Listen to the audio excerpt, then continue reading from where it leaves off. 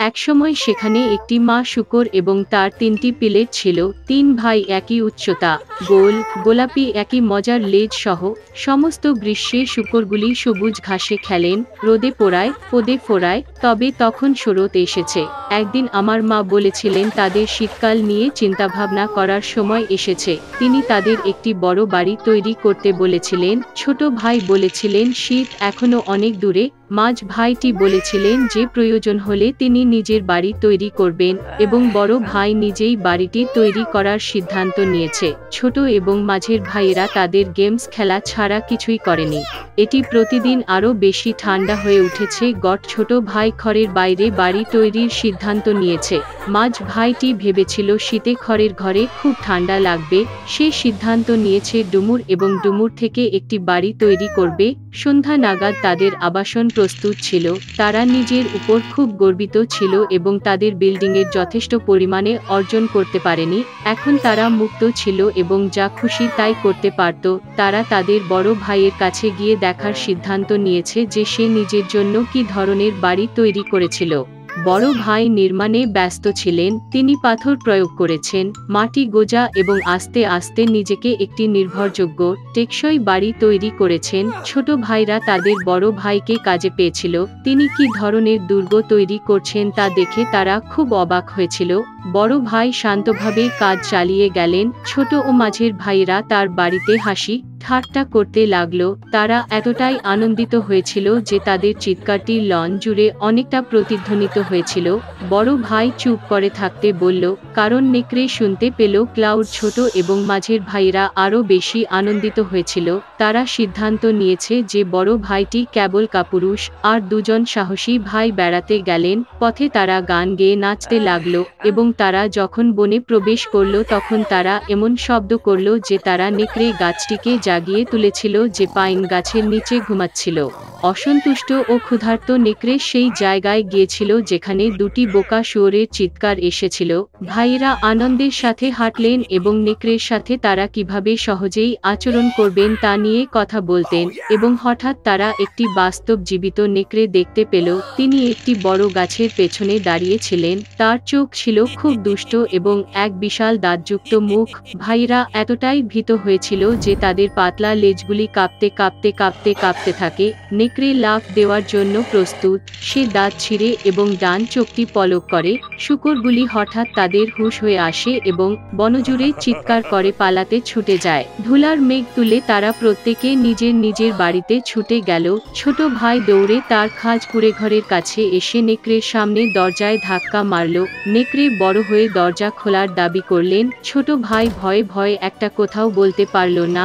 তখন নেকড়ে ফুঁকতে শুরু করল। হালকা ছাদ তাৎক্ষণিকভাবে ছড়িয়ে পড়া কুড়ে ঘরটি থেকে উড়ে গেল। নেকড়ে একটি গভীর নিঃশ্বাস নিয়েছিল এবং দ্বিতীয়বার ফুঁসে উঠল এবং সেই ছাঁচের ঘরটি সমস্ত দিকেই উড়ে গেল। নেকড়ে খুশি হল, দাঁত ছিটিয়ে তার ছোট ভাইয়ের উপর ঝাঁপিয়ে পড়ল, কিন্তু শূকরটি চূড়ান্তভাবে ধাক্কা মেরে দৌড়ে গেল। সে ছুটে গেল মাঝ ভাইয়ের বাড়িতে। ভাইরা নিজেকে লক করে রাখতে এবং একে অপরের দিকে হতাশ হয়ে তাকিয়ে থাকে। নেকড়ে রেগে গিয়ে ফুঁকতে শুরু করল। বাড়িটা খানিকটা জিজ্ঞাসা করা। নেকড়েটি দ্বিতীয়, তৃতীয় এবং তারপরে চতুর্থ বার উড়ে গেল, তবে বাড়িটি তখনও দাঁড়িয়ে ছিল। নেকড়ে একটি দীর্ঘ নিঃশ্বাস নিয়ে পঞ্চবারের জন্য উড়ে গেল। ঘর কাঁপতে কাঁপতে ভেঙে পড়ল। ধ্বংসাবশেষের মাঝে কেবল একটি দরজা কিছুক্ষণ দাঁড়িয়ে ছিল। ভয়াবহতায় শূকরগুলি তাদের বড় ভাইয়ের বাড়িতে ছুটে যায়। নেকড়ে তাদের পিছনে ছুটল। তিনি নিশ্চিত যে এবার শূকরগুলি তার কাছ থেকে পালাবে না। শূকরগুলি দ্রুত, এমনকি বড় আপেল গাছটিকে আঘাত না করে দ্রুত পেরিয়ে যায়। আর নেকড়ে ঘুরতে এবং আপেল গাছটিকে আঘাত করার সময় পেল না, যা তাকে আপেল দিয়ে কভার্ড এঁকে রেখেছে। একটি শক্ত আপেল তাকে চোখের মাঝে আঘাত করল। নগ্নের কপালে একটা বড় গোঁফ লাফিয়ে উঠল। এই সময়ে ছোট এবং মধ্য ভাইরা বড় ভাইয়ের বাড়িতে ছুটতে এবং দরজাটি বোল্ট করতে সক্ষম হয়েছিল। নেকড়ে দৌড়ে দরজার দিকে গেল, বড় হয়ে দরজা খোলার দাবি করল। ছোট ভাইরা খুব ভয় পেয়েছিল এবং এর বিনিময়ে কিছুই বলতে পারল না, এবং বড় ভাই জানত যে শক্ত পাথরের ঘরে তার এবং তার ভাইদের ভয় পাওয়ার কিছুই নেই। তারপরে নেকড়ে আরও বাতাসে চুষতে শুরু করল, সাথে সাথেই উড়ে গেল। তবে যতই এটি উড়ে গেল, একটি পাথরও সরল না। এবং তারপরে তিনি তাকিয়ে দেখলেন ছাদে একটি বৃহৎ প্রশস্ত চিমনি। সে সাবধানে ছাদে উঠে পাইপের নিচে যেতে লাগল। শূকরগুলি একটি গন্ডগোল শুনেছিল। বড় ভাই তাৎক্ষণিকভাবে অনুমান করলেন যে বিষয়টি কি ছিল। তিনি তাড়াতাড়ি কলসির দিকে ছুটে গেলেন। এতে জল ফুটছে এবং আইডি আকনা ছিঁড়ে ফেলেছে। নেকড়ে নল দিয়ে নেমে সোজা কলসির মধ্যে পড়ে গেল, চোখ কপালে চওড়া। কাঁচা নেকড়ে একটি বুনো গর্জন নিয়ে ছুটে গেল এবং ছুটে গেল বনের দিকে। এবং তিনটি ছোট শূকর তার দেখাশোনা করেছিল এবং খুশি হয়েছিল যে তারা এত চালাকভাবে দুষ্ট ডাকাতকে একটি শিক্ষা দিয়েছিল। সেই সময় থেকে ভাই এবং তাদের মা এক ছাদের নিচে একসাথে থাকতে শুরু করেছিল। একসময় এক দূর দেশে এক রাজপুত্র ছিল। সময় এসেছে তার বিয়ে করার। রাজা চেয়েছিলেন তার ছেলে একটি আসল রাজকন্যাকে বিয়ে করবে। রানী তার পুত্রকে কেবল রাজা ও রানীর কন্যা নয়, বরং তিনি কোমল, বুদ্ধিমান এবং করুণাময় হতে চেয়েছিলেন, এবং তিনি নিজেই তার হৃদয়ের আদেশ অনুসরণ করতে চেয়েছিলেন। রাজপুত্র কনের সন্ধানে গেলেন। কয়েকদিন ভ্রমণ করার পরে তিনি নিকটতম রাজ্যে পৌঁছেছিলেন। স্থানীয় রাজা ভদ্র ও সুদর্শন রাজপুত্র পছন্দ করতেন এবং সে তাকে তার মেয়ের কাছে নিয়ে গেল। রাজকন্যা মনোরম ছিল, কিন্তু তার সাথে কথা বলার পরে রাজকুমার বুঝতে পেরেছিল যে সে খুব বোকা এবং তার সাথে কথা বলারও কিছু নেই। তিনি ক্ষমা চেয়েছিলেন, বিদায় জানিয়েছিলেন এবং নিজের পথে চালিয়ে যান। পরবর্তী রাজ্যে রাজা এবং রানী তরুণ যুবরাজ দ্বারা মুগ্ধ হন এবং অবিলম্বে তাকে তাদের মেয়ের সাথে দেখা করার জন্য আমন্ত্রণ জানান। তারা তাকে ডাইনিং রুমে নিয়ে গেল, যেখানে রাজকন্যা খাচ্ছিল। যুবক সালাম করলেন, কিন্তু মেয়েটিও তার দিকে তাকাতে পারেনি। তিনি তার ডিনার সম্পর্কে খুব উৎসাহী ছিল। রাজকুমার ভেবেছিল রাজকন্যা তার কথা চিন্তা করে না। বিদায় জানিয়ে তিনিও এই রাজত্ব ছেড়ে চলে গেলেন। রাজপুত্র তার প্রিয়জনকে খুঁজতে বিশ্বজুড়ে ভ্রমণ করেছিলেন। অনেক চেষ্টা করার পরেও তিনি উপযুক্ত কনে খুঁজে পাওয়ার সমস্ত আশা হারিয়ে ফেলেন।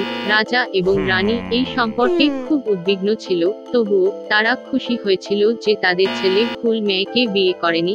একদিন রাতে এক হিংস্র ঝড় শুরু হয়েছিল। এটি বালতির মতো বৃষ্টি হয়েছিল, বিদ্যুৎ চমকে উঠল এবং বজ্রধ্বনি হচ্ছিল।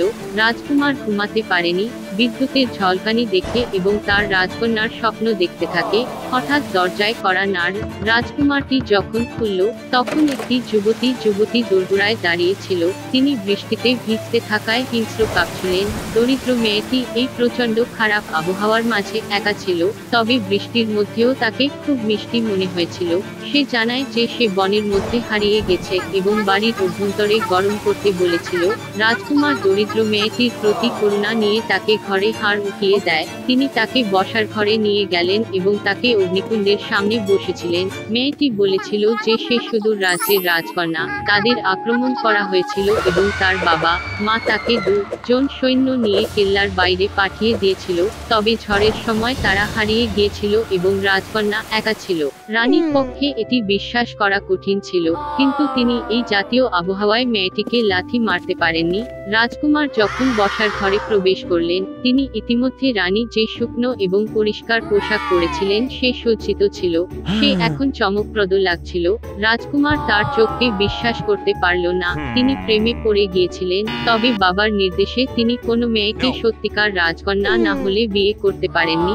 রানী বুঝতে পারল রাজকুমার প্রেমে পড়েছে। তিনি তাকে আশ্বস্ত করেছিলেন এবং বলেছিলেন যে কিভাবে তাদের অতিথি সত্য বলছেন বা না জানবেন তা তিনি জানতেন।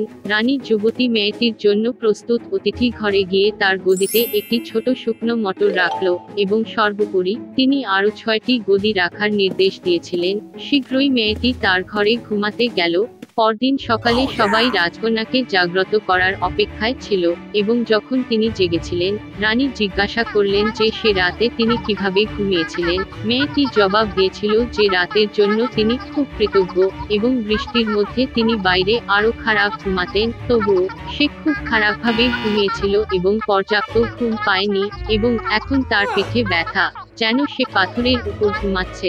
এই উত্তর ছিল রানী অপেক্ষা করেছিলেন। তিনি জানতেন যে কেবল কোনো রাজকন্যা 7টি গদির নিচে লুকানো মটরটি অনুভব করতে পারে। এই শুনে এবং মেয়েটি সত্যিকার রাজকন্যা বলে জানতে পেরে রাজপুত্র রাজাকে বলেছিলেন যে তিনি তাকে বিয়ে করতে চান।